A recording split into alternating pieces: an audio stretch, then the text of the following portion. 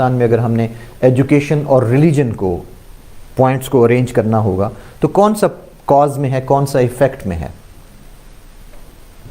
In Pakistan, education is very much guided by the religious priorities.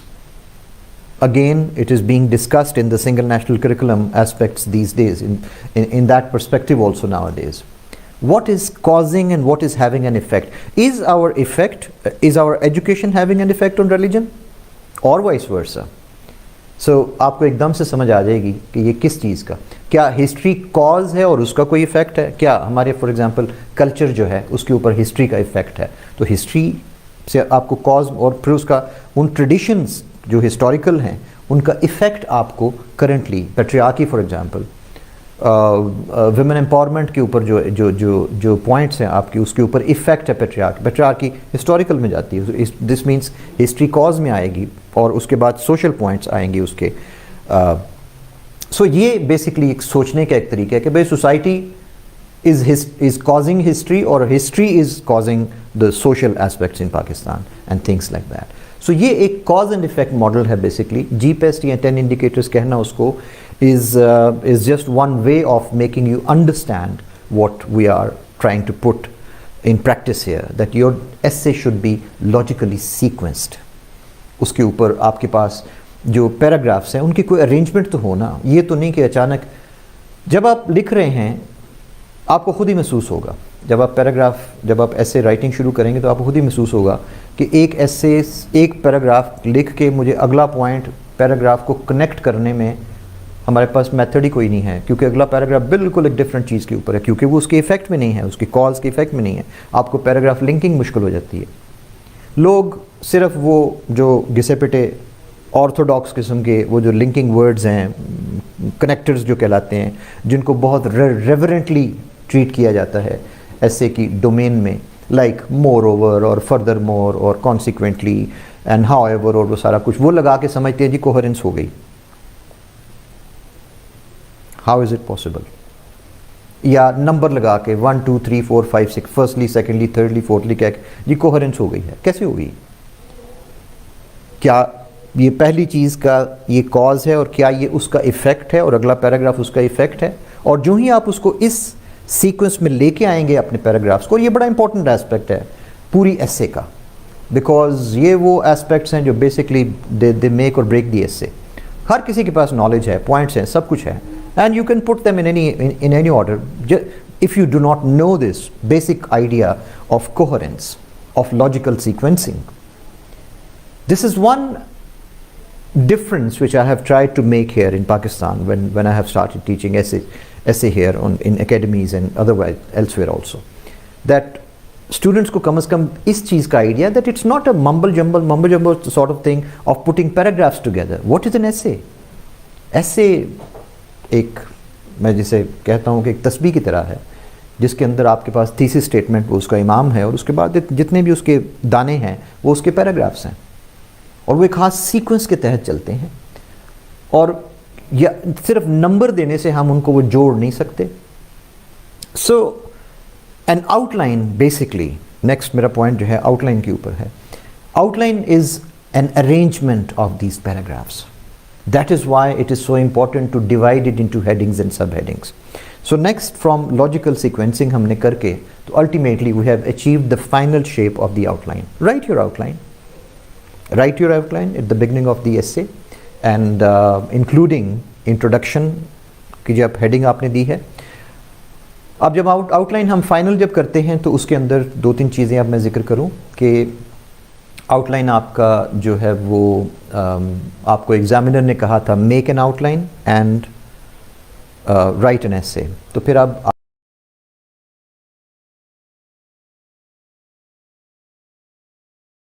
Outline की शुरू में OUTLINE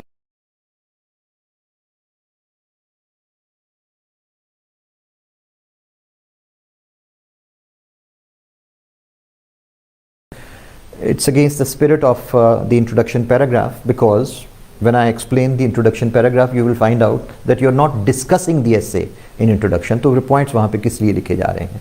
Yes, introduction के अंदर थीसिस स्टेटमेंट की सब हेडिंग जिसका नंबर कोई नहीं देना, और उस थीसिस स्टेटमेंट के अंदर एक्चुअली अपनी थीसिस स्टेटमेंट लिखें जो आपने कंपोज की है. So then goes on the outline. उसी तरीके से जैसे आपने हेडिंग्स और सब हेडिंग्स उसकी सारी कंपोज की है. आउटलाइन के बारे में 2-3 technical points I would like to mention. People are confused कि जी ये फ्रेजेस में लिखनी चाहिए या सेंटेंसेस में लिखनी चाहिए. Both are okay as long as you keep the sentences short, as बल्कि you कहना चाहिए as long as you can keep the sentences short. I have seen outlines where the students have gone into 5 lines of एक sentence है 5 lines का और वो एक सब heading है. What are you doing? Outline है क्या? Outline is a table of contents. It just tells what the essay is about, what the essay contains. Yes, your subheadings should be self-explanatory. इसलिए सिर्फ 2 words की लगा देनी कि जी education system या balance of payments. क्या मतलब भाई बैलेंस ऑफ पेमेंट्स यानी कोई प्रॉब्लम? करप्शन. सब हेडिंग क्या करप्शन? अच्छी चीज़ है बुरी चीज़ है क्या है? Write down that how corruption is affecting the utility of the system. तो फिर समझ आती है. आउटलाइन की जो सब हेडिंग्स हैं और हेडिंग्स हैं इसके लिए बेस्ट गाइड है आपके पास न्यूज़पेपर की हेडलाइंस. न्यूज़पेपर आप डेली पढ़ते हैं, उसकी हेडलाइंस को थोड़ा सा एनालाइज करें, स्टडी करें. You will find out that the headline actually contains the whole story. It's quite a skill actually. Sub editors जो होते हैं न्यूज़पेपर में उनकी बड़ी स्किल होती है हेडलाइन डेवलप करनी. Headline should be catchy. For example, not only catchy, it must not misstate, it must not misquote, it must not say something which is not contained in the story, in the news itself. It should be बिल्कुल प्रेसी वाला, it should be accurate, it should be concise, it should be complete. बिल्कुल प्रेसी वाला उसका style होता है. और सो headlines को अगर आप थोड़ा सा गौर से देखना शुरू कर दें तो आपको आउटलाइन की सब हेडिंग्स लिखने का तरीका भी आ जाएगा. अब जो लोग आउटलाइंस को फॉलो कर रहे हैं, हेडलाइंस को फॉलो कर रहे हैं न्यूज़पेपर की, वो नहीं 4-4 5-5 लाइनों के सेंटेंस लिखते. जिन्होंने कभी सुना ही नहीं है इस चीज़ को कि जी आउटलाइन की सब हेडिंग्स के लिए हमारा न्यूज़पेपर की headlines are a very good guide. वो जाहिर है उनको नहीं पता इन चीज़ों का. और वो लंबे, कभी आपने देखी किसी न्यूज़ की हेडलाइन जो कि 3 लाइनों का सेंटेंस है? Never. And still it says, still it is complete. 1 दिन की न्यूज़पेपर नहीं, 2 दिन की, 4 दिन की, 8 दिन की. आप keep an eye, watch the headlines, how they are phrased, how they are written. They do not have a punctuation mark, for example, at the end. हाँ, अंदर उसके सेमीकोलन कोलन हो सकता है, डैश हो सकती है मे बी, लेकिन आपने देखा कि उसके आखिर में full stop, question mark, sign of exclamation नहीं होता. So this is a very good guide for writing your sub headings and headings composing. आप अगर एक लफ्ज़ लिख रहे हैं, आप फ़र्ज़ की आप अखबार खोलते हैं और वहाँ पे हेडलाइन की जगह पे एक वर्ड लिखा हुआ है, क्या मिलेगा आपको? You will get no idea of what the news is about. You get 2 words, for example. What is it about? Economy down. What does that mean? Which thing in economy is down? And so on and so forth. So, to cut it short, the headings and the subheadings should be self-explanatory. Do not let your outline run for more than 2 pages. खामखा उसको lengthy ना करें. Compact रखें, बेकार में spaces देने की ज़रूरत नहीं है. अगर आपके पास सब्सटेंस नहीं है और आप स्पेसेस दे के उसको लंबा करने की कोशिश कर रहे हैं कि एग्जामिनर को तो नज़र ही नहीं आता, वो तो ऐसे ऐसे करके तो वो नापता है उसको आउटलाइन को, तो फिर you are not reaching anywhere. Who are you trying to be fool by the way? So ये समझना कि वो नाप के सिर्फ उस हेडिंग को, आपके पास सब्सटेंस ही नहीं है तो आप स्पेसेस दे के उसको. एक और चीज़ जो मैंने बहुत ज़्यादा देखी है इस सारी इवैल्यूएशन में पाकिस्तान में, हमारे स्टूडेंट्स को एकेडमिक राइटिंग की जो नॉर्म्स हैं, चूँकि हमारे माशाल्लाह पूरी एकेडमिक वर्ल्ड में ही ये लफ्ज़ी सिरे से मौजूद नहीं है कि टेक्स्ट को कंपोज कैसे किया जाता है, सिवाय उन लोगों के जिन्होंने थीसिस लिखे हैं और वो भी सेटिंग शायद किसी और ने वो प्रिंटिकली कर दी. भाई line break of a paragraph means that the paragraph is ended. And the next line is going to contain the next paragraph. ये दरमियान में blank line जब आप छोड़े हैं, it clearly shows that this student knows nothing about the formatting or the standards of writing. If you don't know, that does not mean that the examiner also doesn't know. These white spaces are very, very precious, very important. मैंने अक्सर देखा है paragraph लिखते हुए लोगों ने एक एक लाइन आराम से छोड़ी हुई है बेकार में. क्यों? आप अपने नेक्स्ट जो पैराग्राफ है उसका इंडेंट दें 1.5 इंच 2 इंच, नज़र आए पैराग्राफ ब्रेक हुआ है. ये एक लाइन छोड़ के आउटलाइन के अंदर बेशुमार लोगों ने एक एक लाइन जो है बेकार में छोड़ी हुई है और आउटलाइन होते होते तीसरे चौथे पेज तक जो है फिसलते हुए चली जाती है. Be careful about these because these things show whether you know how to present your material or not. ज़्यादातर मैं इसके ऊपर जो वर्ड यूज़ करता हूँ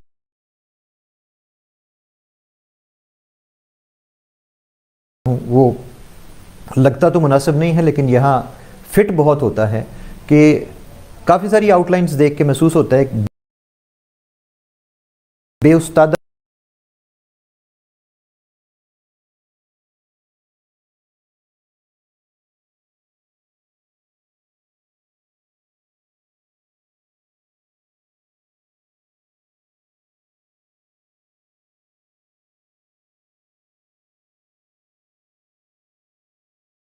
आपके साथ.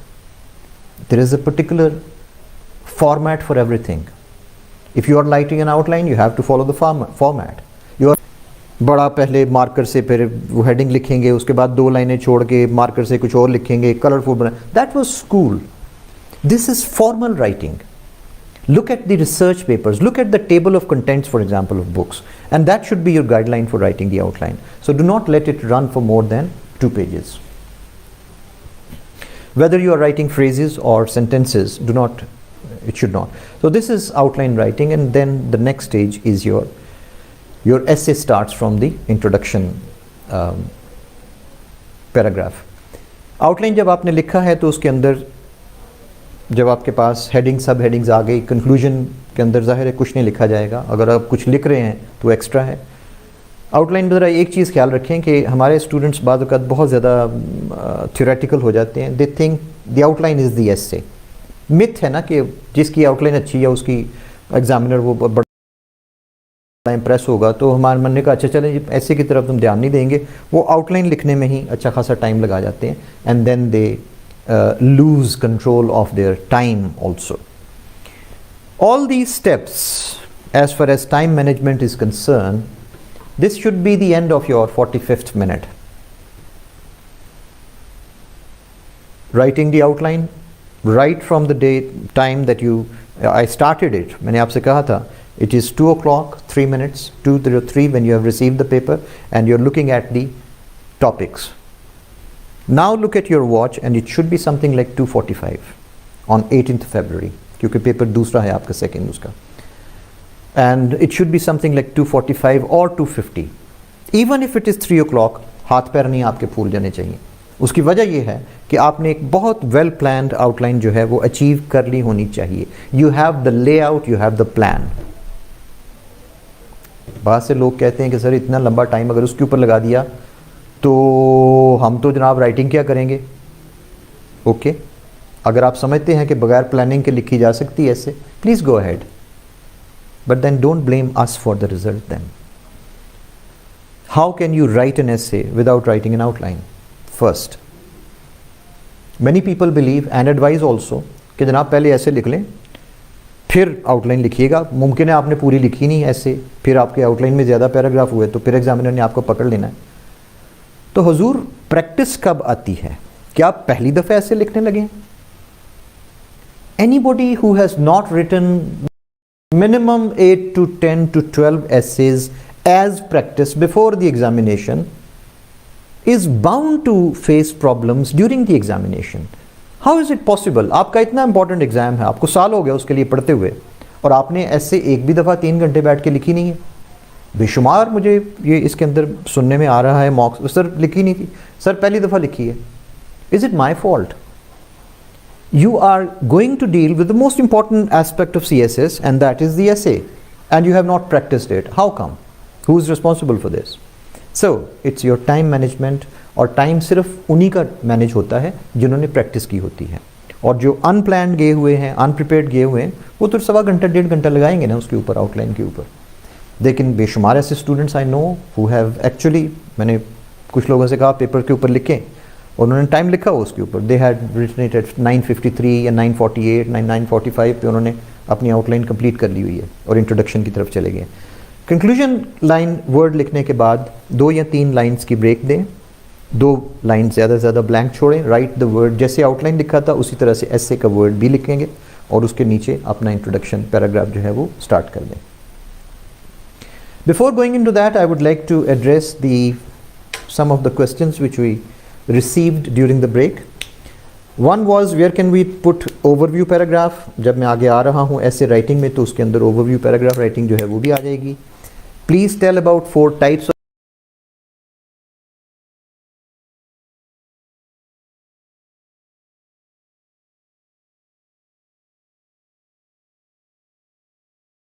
of essay. Yes, let me complete the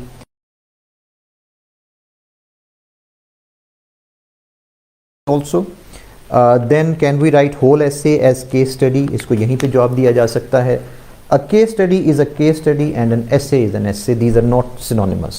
No, a case study cannot become an essay. It will become a report which has a different, a case study has a different paragraph structure, it has a different body structure, it has a completely different even diction also, and case study also, it has a different composition altogether. It does not necessarily follow the essay format. So case study cannot be a full essay जो है case study के तौर पे लिखना गलत होगा, वो report बन जाएगी which is not an essay. And another question is how CSS essay is different from PMS. This I can address right now.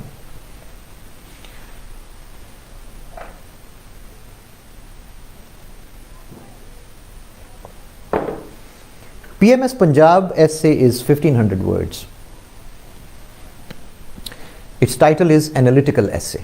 It's a different genre. It's a different category.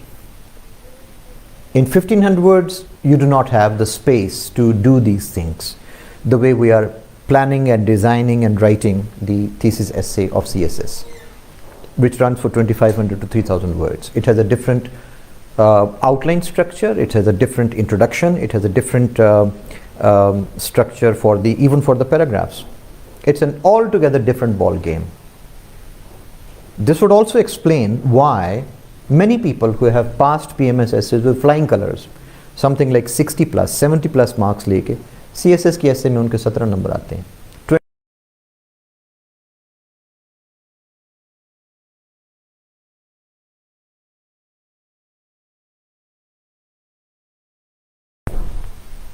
These are 2 different categories. या हमने football के साथ cricket खेलने की कोशिश की है for that matter. So why? मुझे ये नहीं समझ आई पाकिस्तान में लोग ये क्यों समझते हैं कि जी ये 2 सारी एक ही तरह की, ऐसे तो जी ऐसे होती है ना. नहीं, ऐसे नहीं होती.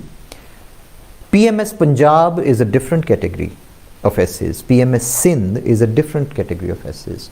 PMS KP is a different category. PMS KP is for 2500 to 3000 words. But then how does it differ from the CSS? Look at a KP PMS question paper. The examiner fixes the variables to be answered according to a certain, for example, अगर argumentative का topic दिया है तो भी argumentative के अंदर ये भी कह दिया गया कि आप ये वाली side लें और इसको इस तरह चलाएं उसको. It does not give you the choice. Provincial examinations के अंदर examiner is more focused on how does this person follow the instructions. In the federal essays, CSS essay, we are more focused on how does this person plan, how does this person expand, how broad is the vision of this person. Whereas in PMS, the whole focus is on how closely does this person follow the instructions. और आप उसके अंदर देखें parameters variables के बांध दिए हैं, उसके अंदर फिक्स कर दिए गए हैं, आपने ये करना है, ये एक्सप्लेन दिस स्टेटमेंट, ठीक है, an abstract statement is given, but at the same time explain this statement in the light of this and that. This is the difference between PMS and CSS, and it's a lot of difference. आपकी planning, आपकी brainstorming, आपकी mind mapping, आपके पास जो उसकी logical sequencing है, paragraph structure, everything is different, everything is different. Paragraph structure तो शायद PMS KP का और CSS का सेम किसी हद तक चल सकता है, but not the introduction, not the overview paragraph. PMS KP में फॉर एग्जांपल हम जो इंट्रोडक्शन पैराग्राफ CSS में मैं नेक्स्ट जो आने लगा हूँ अटेंशन ग्रैबर के ऊपर, it's not applicable in KP PMS. वहाँ पे आप कोरिलेशन ऑफ वेरिएबल्स करते हैं. Attention grabber is not at all applicable in the smaller essays like PMS Punjab where 1500 second it's an analytical essay, उसका स्टाइल ही different है सारा. अब यहाँ मैं वो नहीं सिखा सकता कि जी PMS पंजाब की ऐसे कैसे लिखनी है. Right in the beginning I said that I am going to talk not about the competitive examinations essay. I'm talking with specific reference to CSS essay. Being a specialist in essay teaching, I know that these are not different chapters of the same book. These are separate books by themselves. हम एक ही बस जब नाम तो ऐसे है ना जी, तो ऐसे लिखें. Why are these people failing across the examinations? Somebody failing an examination performs very well in PMS. Why? Because of the style. इसलिए आइडेंटिफाई करने की ज़रूरत है कि कौन सी चीज़ कैसे लिखनी है. सबके डिफरेंट स्टाइल. मैं इस वक्त CSS ऐसे के ऊपर बोल रहा हूँ, मैं अगर PMS KP के ऐसे के ऊपर बोलूँगा that is going to be something different. If I speak about the PMS Punjab essay, it's going to be something different, which at right now we cannot discuss. So you were asking how are they different? These are the broad categories according to which they are different. Okay. So we are digging our, अब वो हम very carefully we test the waters, we dig our toes into the water कि कितना ठंडा है कितना गर्म है, और start writing the essay introduction. The first thing in the essay introduction is the attention grabber. It's important to grab the attention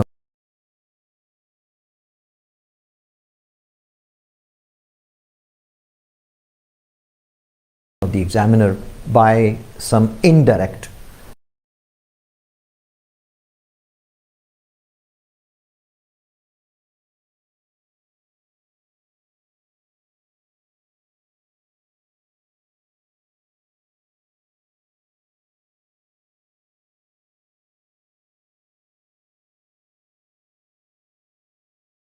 engage this person for the next 10, 12, 15 pages, and the person is not bound to read your essay just as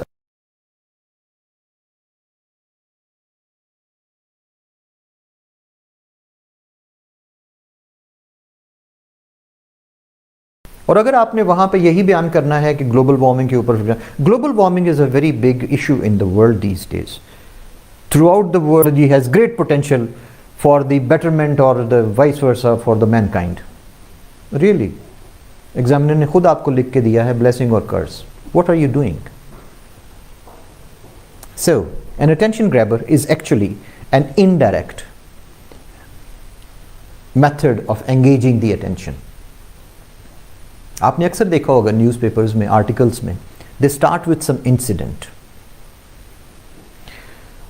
COVID-19,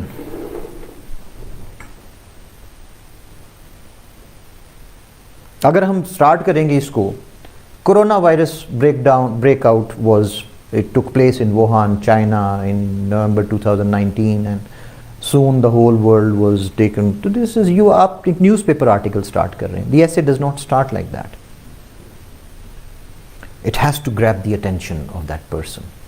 COVID-19, for example, one of my favorite attention grabbers would start as, the moment he opened his eyes, he decided to beat his own record of getting ready in less than 20 minutes.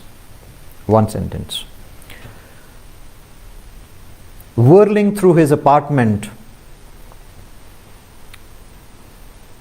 when the next time he checked time, it was 18 minutes and he was fully ready.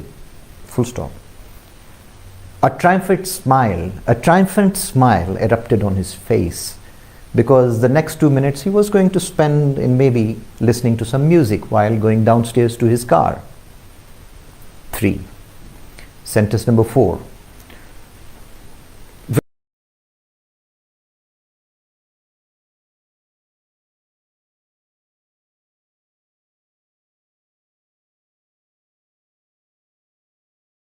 When he tried to grab the car keys from the back of the door,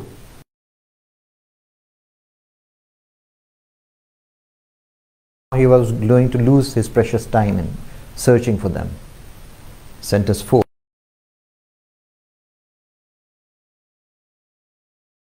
Street, all the cars were parked. Nobody was going to work in his street, in the next street, in the next block, in his city, in the whole country, in the whole continent. Linking it with the topic, COVID-19 had halted the whole world in its heels, and it had, अब अगर economy है या education है या जो भी कोविड-19 का topic आपके पास आया है, तो अब you have engaged the attention of the examiner. आप इसको किसी भी चीज़ के साथ उसको रिलेट कर सकते हैं. क्यों हुआ कि पूरे के पूरे कॉन्टिनेंट्स जो है, पूरी वर्ल्ड जो है वो सीज्ड है, रुकी हुई है, हॉल्टेड है in its heels and everything. This was the state of mind of all of us in the beginning. हम लोग डेली, हमें लॉकडाउन के दौरान हमें होता था क्रेव बाहर जाने का, तैयार हो जाते थे. अचानक हमें याद आता था कि हमें तो ये सारा नहीं. And I am not taking it. मैं इस चीज़ को, इस एग्जाम्पल को कहाँ से लेके आया हूँ? मैं कोई किसी नॉवल से, किसी फिल्म से नहीं लेके आया. बाज़ लोग कहते हैं जी पर्सनल एक्सपीरियंस लिखें. ऑफ कोर्स लिखें आप, most welcome. Just avoid this I, my, me, myself, ourselves, we, us. Avoid this in the essay and everything is fair. He, the moment he opened his eyes, what's wrong with this? And it's engaging. And so many stories. During my teaching, essay teaching, sometimes I engage students in writing attention grabbers, and they come up with great things. ये कहना कि sir ये तो हम तो सोच ही नहीं सकते, इसलिए कि आपको किसी ने सोचवाया नहीं है. Nobody has made you think in this manner. And when I engage people in writing these attention grabbers, they come up with very good attention grabbers. The only thing is that you must be personally convinced about this thing, that the attention grabber is required.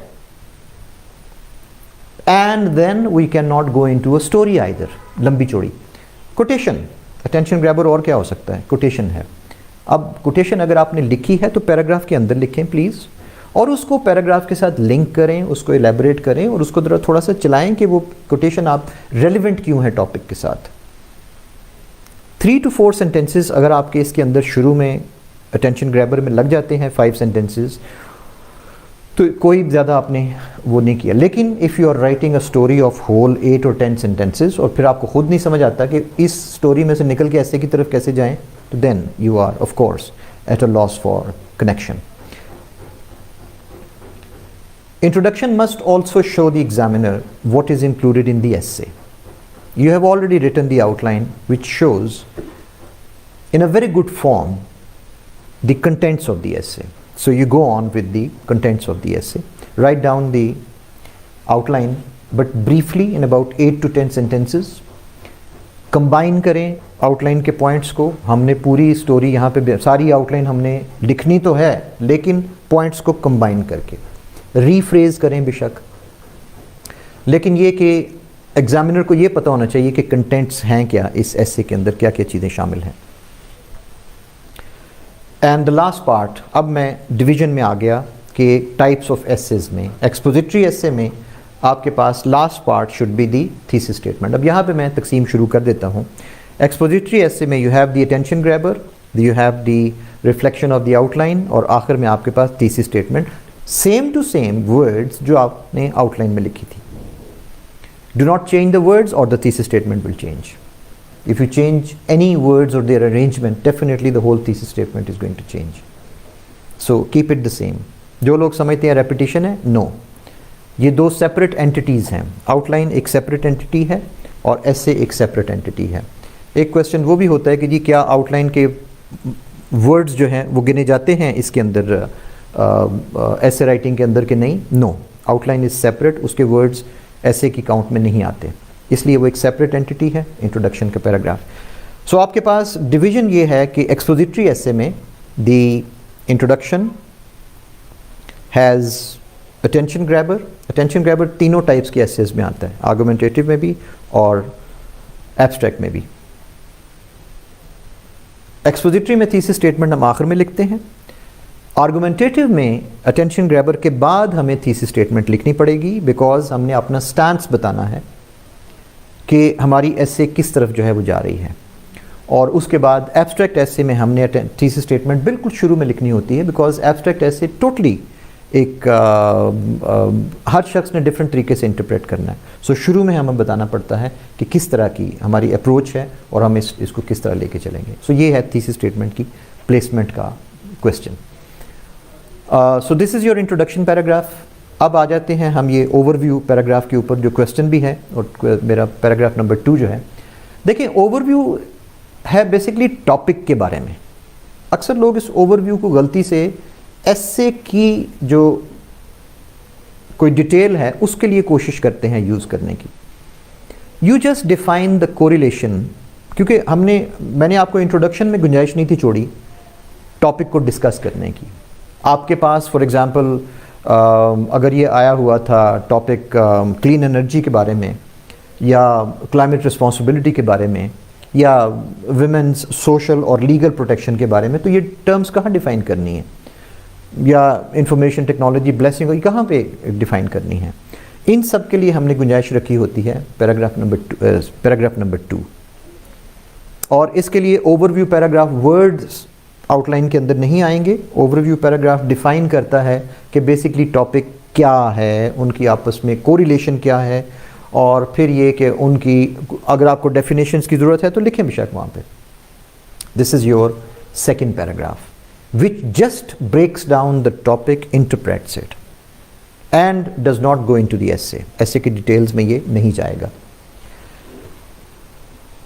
Then you start your third paragraph. Normally third paragraph जो है वो आपकी जो discussion, आपकी जो outline थी उसके points जो हैं वो discuss होने शुरू हो जाते हैं. I'll talk about the body paragraphs now. Academic paragraphs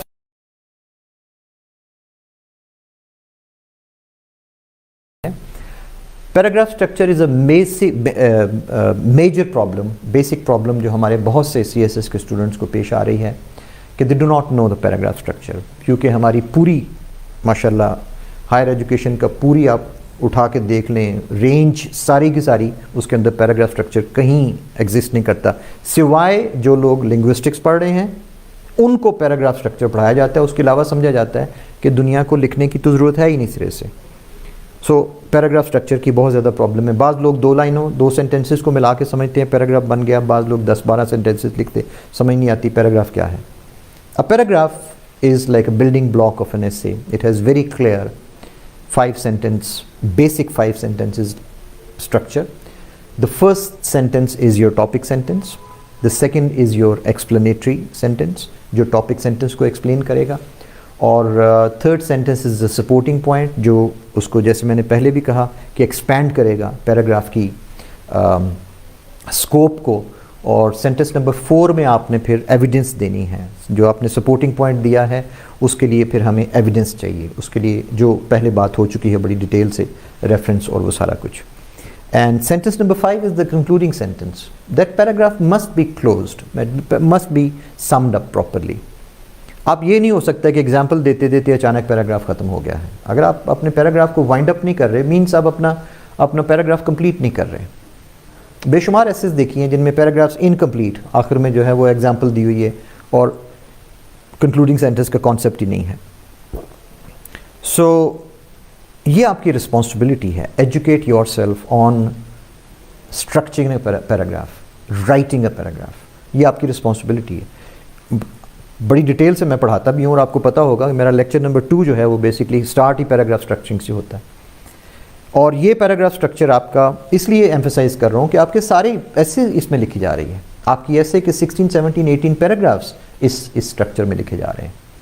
yes, it may go into 7 sentences, there may be another supporting point supported by the evidence, there may be another supporting point, 2-3 supporting point, 2-3 examples भी दी जा सकती हैं, but then वो सारी example, वो सारी evidence बगैर reference की कोई मानी नहीं रखती। So this is how your paragraphs move on, just like your arrangement of the outline, and then you reach the conclusion। अब यहाँ पे दरमियान में एक चीज़ ऐड करने की मुझे ज़रूरत है, linking the paragraphs.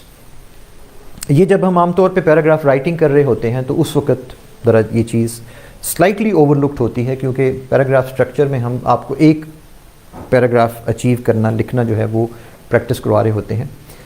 Linking is a very important step in essay, जैसे मैंने कोहेरेंस उस वक्त भी बोला है इसके अंदर। बाज़ लोग ये समझते हैं कि पैराग्राफ्स को नंबर लगा देंगे तो लिंकिंग हो गई है, which is again self deceptive sort of a device. Number लगाने से कभी कोहेरेंस पैदा नहीं होती। इसकी मिसाल मैं यूँ दिया करता हूँ कि क्राउड में से 4-5 लोगों को इकट्ठा कर लें, निकाल लें उनको 5 लोगों को और उनको नंबर लगा दें 1 2 3 4 5, तो क्या वो एक ही फैमिली के बन गए सारे के सारे? They are strangers to each other. So हमारे इस तरह से पैराग्राफ जो है उनको इकट्ठा किया जाए 1 2 3 4 5, जो है अलग अलग लोग फैमिलीज़ के, उनको इकट्ठा करके कहते हैं ये एक फैमिली हो गई है। It can not be. So you have to sort out siblings और एक ग्रुप के या कजन्स एक दूसरे से मिलते जुलते तो होंगे, तो उनको मिला के आप ग्रुपिंग करेंगे ना। तो this is how the paragraph needs to be. और जैसे मैंने पहले बयान किया कि आपका जो सिर्फ कॉन्सिक्वेंटली और हाउएवर और मोर ओवर और फर्दर मोर मूविंग ऑन लगाने से पैराग्राफ्स कनेक्ट नहीं हो जाते। A better option is to use your either the concluding sentence or the topic sentence to refer to the previous or to the next। concluding sentence में अगर आप point करें तो next paragraph का जिक्र किया जा सकता है कि next क्या कौन सी argument आ रही है, और अगर वो नहीं किया तो आप topic sentence में ये जिक्र कर सकते हैं कि पिछले paragraph की जो चीज़ है, और ये उसी वक्त मुमकिन है जब cause and effect का sequence चल रहा होगा, तो फिर story अच्छी जो है वो develop होती है। कुछ paragraphs को अल्टरनेटली आप किसी के टॉपिक सेंटेंस से लिंकिंग कर लें, किसी के कंक्लूजन से कर लें, तो that will help you a lot in making the story coherent, making the whole essay coherent. इसमें बाज़ लोगों को ये इतराज़ होता है कि जी टॉपिक सेंटेंस जो है वो डैमेज हो जाता है। I don't agree with this. Topic sentence damage तो तब हो कि जब आपने टॉपिक सेंटेंस को उसका पार्ट नहीं बनाना, उसका topic sentence will remain there. इसीलिए हमेशा कहते हैं कि topic sentence should be simple, because उसने एक लिंकिंग फ्रेज भी लेके आनी है अपने साथ शुरू में।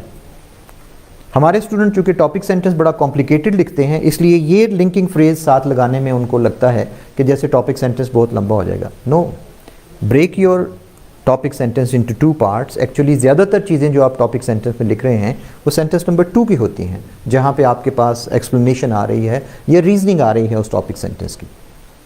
सो learn this thing, how to phrase your paragraph, how to link it with the previous paragraph, और इस तरह से आप लिंकिंग करें तो ये एक अच्छी एसे की पहचान है जिसके नंबर मिलते हैं अच्छे।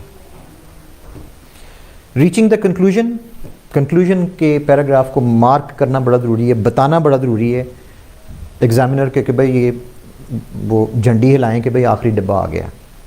Conclusively, in conclusion, summing up the argument, summing up, in summation, बेशुमार वर्ड्स हैं जो यहाँ लिखे जा सकते हैं in a nutshell. And write your conclusion paragraph properly. उसके लिए टाइम ज़रूर रखें। ये समझना कि हम भागते भागते बस कंक्लूजन जो है आखिर में लिख देंगे, तो this shows your lack of time management, कि आपको टाइम मैनेज करना नहीं आता। टाइम मैनेज कर लेते हैं लोग। देखो एथलेटिक्स में लोग रेस, हमसे 1000 मीटर दौड़े तो पता नहीं कितने मिनट्स में हम दौड़ेंगे, लोग सेकंड्स में करते हैं। 100 मीटर सेकंड्स में करते हैं, हमें पता नहीं कितने मिनट्स लग जाएंगे उसके अंदर। हाउ? Through practice. और अगर प्रैक्टिस करनी ही नहीं है, पहली दफ़ा जाके रेस में दौड़ना है, तो यकीनन हम 1 घंटे में करेंगे और बाकी लोग जो हैं वो 10 मिनट में कर चुके होंगे, और something like that. So that is why conclusion से अगर पैराग्राफ आपसे मिस हो रहा है तो इसलिए मिस हो रहा है कि आपकी प्रैक्टिस नहीं है, आपकी टाइम मैनेजमेंट नहीं है. Last thing on time management is, before I move into the types of essays on time management is कि जब आप टाइम मैनेजमेंट करते हैं तो आप सब चीज़ों की अलग अलग करें. आप अपना टॉपिक लेके आउटलाइन लिखने तक अपने आप को टाइम करें ज़रा. पहली दफ़ा शायद आपको 1.5 घंटा लगे, पहली दफ़ा 3 घंटे लगे, बेशक लगे, doesn't matter. If you keep on practicing you will find out कि ये श्रिंक होते होते टाइम 45-50 मिनट्स पे आ गया. Do not attempt the outlines of known topics, जो आपने पहले टॉपिक्स देखे हुए, इसलिए कि वो जो टॉपिक का वो जो होता है ना ब्रेक डाउन का, वो जो शुरू का जो शॉक है, देखें शॉक तो होना ही होना है definitely. 18th February 2 o'clock when you look at the question paper you are going to be shocked. Anybody, मैं मतलब लास्ट टाइम 18,500 लोग अपीयर हो रहे थे, everybody, you are definitely going to get that jolt. वो जोल्ट जो है वो नालायकी की निशानी नहीं है. Everybody looks at the news at the question paper, it's always a challenge, it's always surprising because you are looking at the new variables, new words, new terminology, all these things, new combinations. But if you are ready for this, ये याद रखें कि मुझे एक झटका लगना है शुरू में, और अब हमें इस चीज़ के लिए तैयार रहना चाहिए कि we are not going into shock after that. मेरे हाथ पाँव कांपने नहीं शुरू हो जाने चाहिए. ये क्या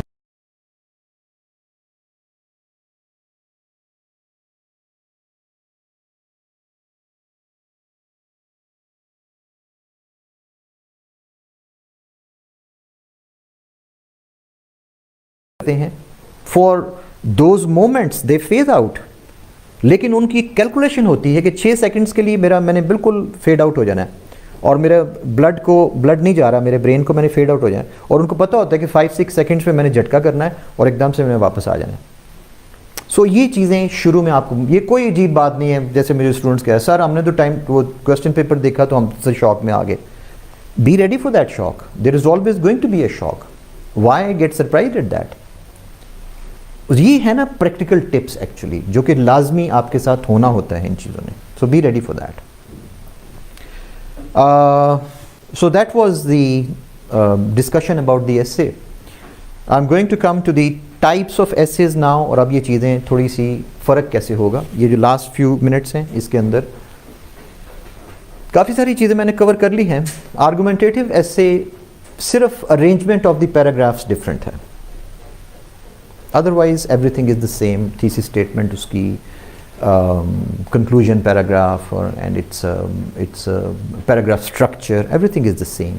The only thing is argumentative basically essay is descriptive या expository essay जो थी उसके अंदर तो आप it's like a speech. आपने बात करनी शुरू की, आपको one way आप अपनी speech करके चले गए, nobody saying anything. जवाब में आपको किसी ने काउंटर नहीं किया बीच में कि जनाब आप ये जो कह रहे हैं ठीक नहीं है. Nobody says that. स्पीच आप करके चले गए. Expository essay finish. Argumentative essay is when there are 2 aspects and you are being questioned which aspect do you think is more valid. आप किस साइड पे हैं? जी हम दोनों साइडों पे हैं, हमारे नज़दीक ये भी ठीक है ये भी ठीक है. नो, आपको 51-49 होना पड़ेगा. 60-40 70-30 आपको होना पड़ेगा. ये वाली चीज़ इस तरीके से लोग समझते हैं कि जी दूसरी साइड का जिक्र ही नहीं करना. रेस्ट अश्योर्ड, फिक्र ना करें, आपने दूसरी साइड का भी जिक्र करना है और आपने ही जिक्र करना है. Why is argumentative essay so interesting and so positively viewed in CSS circles? Because it shows that you have a critical mind. You can think critically. भाई ये चीज़ इस तरीके से, मेरे ख्याल में ये चीज़ इस तरीके से है your thesis. लेकिन बाज़ लोग ये भी समझते हैं कि ये ऐसे नहीं है, एंटीथेसिस, सिंथेसिस. लेकिन उन लोगों की बात में ये गलत है, वो एप्लीकेबल नहीं है, इसलिए मेरा थीसिस दुरुस्त है, synthesis. An argumentative essay has 3 parts. I repeat, an argumentative essay has 3 parts, not 2 parts. ये जो समझा जाता है हमारे यहाँ कि आप इधर की बात भी कर दें और उधर की बात भी कर दें और उनको दोनों को मिला के तो दरमियान में आखिर में वो आप कंक्लूजन निकाल दें, फेलियर, फॉर्मूला फॉर फेलियर। जिस तरह पास होने का फॉर्मूला होता है उसी तरह से फेल होने का भी फॉर्मूला होता है। अ very good formula for failure is that you mention both sides of the argument without mentioning the third dimension. The third dimension is synthesis. आपको थीसिस का पता है, एंटीथीसिस का मालूम है, कोई ज़्यादा उसके अंदर डिफरेंस नहीं होता, कोई ज़्यादा पेचीदा चीज़ नहीं है, इसलिए कि आपने जो बात की है आपने उसको अपोज भी करना। दूसरे लोग क्या समझते हैं, आप खुद नहीं उसको अपोज कर ले। The others think that it is not like this. आपने जो अपना जो आपका आइडिया है, दूसरा बंदा आपके साथ सामने बैठ के उसको अपोज कर रहा है, तो आप क्या आर्गूमेंट्स देंगे उसके एंटीथीसिस को काउंटर करने के लिए, जिससे आप अपनी बात को दुरुस्त साबित कर सकें। That is the synthesis. Synthesis पे काफ़ी सारे लोग कंफ्यूज हो जाते हैं कि मैं कैसे, भाई आप बहस कर रहे हैं ना आपस में, दो बंदे बैठे आपस में बहस कर रहे हैं और आपने अपने को बात की है, दूसरे को कहा भी थोड़ी देर चुप कर जाओ, मेरा ये पॉइंट ऑफ व्यू है, दूसरा कहता है जी मैं आपके पॉइंट ऑफ व्यू से एग्री नहीं करता, मेरे नज़दीक ये चीज़ ऐसे ऐसे ऐसे है, वो चुप कर गया। अब आप कहते हैं कि आपने कह तो लिया कि ये चीज़ ऐसे है, लेकिन आपकी बात के अंदर ये चीज़ गलत है, ये चीज़ वैलिड नहीं है, ये ट्रू नहीं है, इसलिए, और आप क्यों उसको काउंटर कर रहे हैं, अपनी बात को दुरुस्त साबित करने के लिए, जो आपने शुरू में थीसिस दे चुके हैं। That is the synthesis. Synthesis के अंदर वे फॉरवर्ड शामिल होता है। बाज़ औक़ात लोग समझते हैं वे फॉरवर्ड अलग देना है, नहीं, आपकी 3 पार्ट्स जो हैं। सिंथेसिस क्या है कि भाई आपने जो बात की वो मेरी बात के मुखालिफ, वो we don't agree with that, इसको फिर इस तरीके से किया जा सकता है ना, तो आपने वे फॉरवर्ड दिया। आपने जो बात की कि जी इंफॉर्मेशन टेक्नोलॉजी जो है वो नेगेटिवली बड़ा यूज़ होती है, उसके अंदर साइबर क्राइम बहुत ज़्यादा आ गया। भाई साइबर क्राइम ठीक है, मानते हैं आ गया, लेकिन चेक्स एंड कंट्रोल्स भी तो लगाए जा सकते हैं ना। चेक्स एंड कंट्रोल्स के ज़रिए साइबर क्राइम की इस तरह से इंसिडेंट्स जो हैं, ज़्यादातर आप साइबर क्राइम देखें तो वहाँ पे हैं जहाँ पे लोगों ने चेक्स एंड कंट्रोल्स नहीं लगाए हुए। आपने वीक पासवर्ड दिया हुआ, आपने उसके ऊपर कोड ठीक नहीं किया हुआ उसको, तो फिर दैट मीन्स कि अब you are inviting the thieves. So there are methods, ये सिंथेसिस है और साथ ही साथ वे फॉरवर्ड भी है।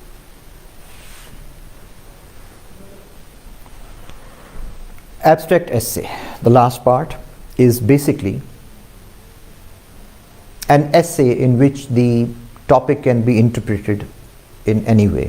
बाज़ लोग इसको लिटरेरी ऐसे कहते हैं, I disagree with this.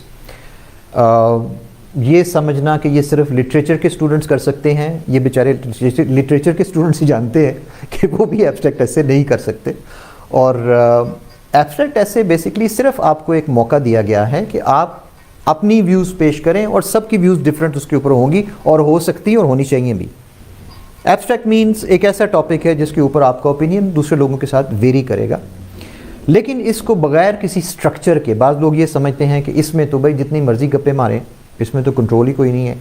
No, it is after all a part of the CSS examination. So how do you do it?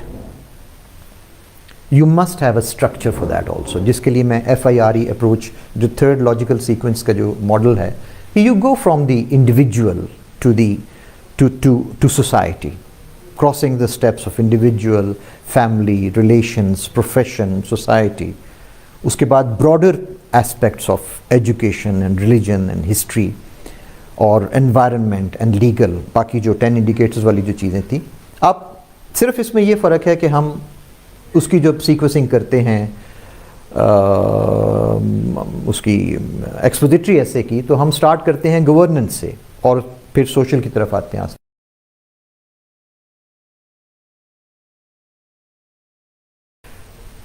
इसमें भी रेफरेंसेस देने होते हैं और इसके अंदर भी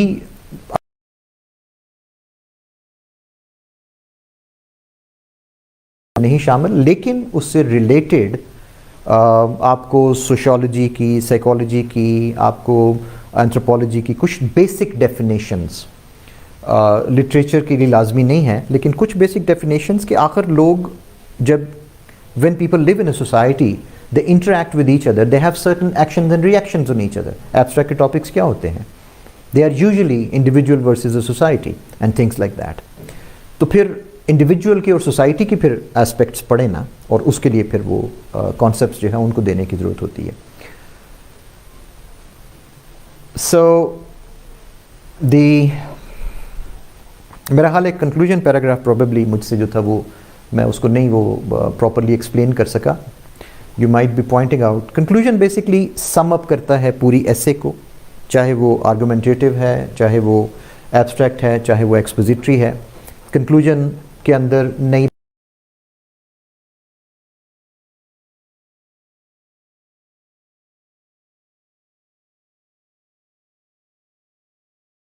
टॉपिक जो था वो जिस तरह पैराग्राफ आपने सम अप किया था, so that's how it went of. And आखिर में आप कोई ना कोई जो होपफुल सेंटेंसेस हैं वो देने होते हैं. कंक्लूजन के आखिर में सिल्वर लाइनिंग देनी ज़रूरी है. अगर आप कोई कोटेशन, कोई पोइट्री की लाइंस, कोई चीज़ लिखना चाहते हैं इंग्लिश में तो वो इजाज़त है. और ये साबित करना कि पॉजिटिव इसलिए कि जो आपने रेमेडीज़ दी थी, believe in them, show that you believe in them. और अब आपके लिए ये इम्पॉर्टेंट है कि उन रेमेडीज़ के ऊपर अमल करते हुए इस प्रॉब्लम को जो है वो सॉल्व किया जा सकता है. Believe in your self. That's all that I could say at this moment about this.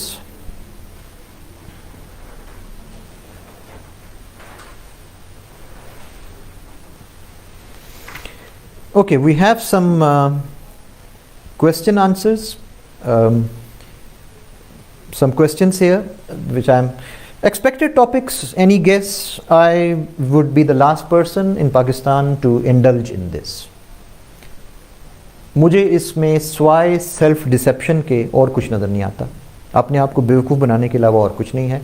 आप लोगों को इस वक्त तिनका चाहिए, सहारा चाहिए कि हमें कुछ टॉपिक्स मिल जाएं जिसके साथ हम क्लिंग कर सकें. और मे बी यही सबसे बड़ी गलती होगी. You will be restricting yourself to certain topics, broad areas, and that is where you will be making a mistake. आपको मेरा जवाब पसंद नहीं आएगा. I know, because you want some definite answer. और सारे टीचर्स जनाब गेस दे रहे हैं, आप क्यों नहीं गेस देते? सारे टीचर्स इस तरह से पढ़ा भी नहीं रहे. The method is there. आपने ऑलरेडी हमारे मॉक्स जो दिसंबर और जनवरी के थे, my guess is there. Those 2 question papers are my guess. Expected topics I can not think of more than that. So वो वाला गेस है मेरे पास. Can we say the outline should be the like press C title? Yes of course. मैंने ये बात already कहती है कि हमारी हेडिंग्स जो हैं वो प्रेस सी के टाइटल वाली बिल्कुल वही मेथड जो है वो यूज़ होता है. 200 to 220 words. Are we suppose to write intro in 1 paragraph? Intro तो होता ही 1 पैराग्राफ है ना. हम कह रहे हैं introduction paragraph.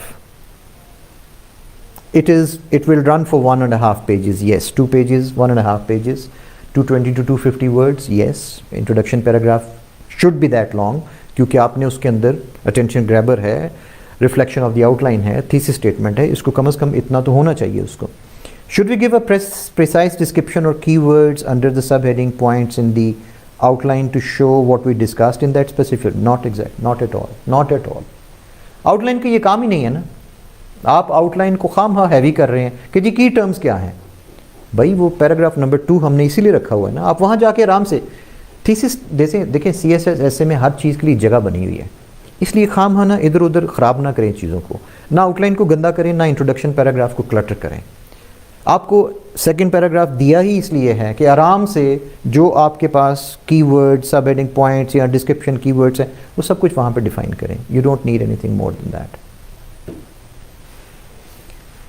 Do we have any more questions? Thank you very much for your attention. Definitely there is going to be a lot of feedback on this, and I would be open to discussion on many of these points. हम इसको जो आपके जो comments आ रहे हैं वहाँ से भी हमें फीडबैक मिलेगा.